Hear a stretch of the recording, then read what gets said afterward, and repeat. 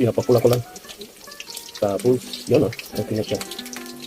Gusto pa siya. Pwede na siya for second cooking. Okay. Ayan na yun. So, patay mo na. Patay mo na natin. Para mag... Ano yung mantika. Bago natin siya ipakrunchy. Palamigin natin ang kunti. Sige. Lower. Palamigin kasi. Palamigin. Tagal pa itong lumamig. Yun. Palamigin. Ano pang ulit? Palamigin. Ayan, dito lang. Palamigin ko muna ng sandali. Kasi palamigin talaga.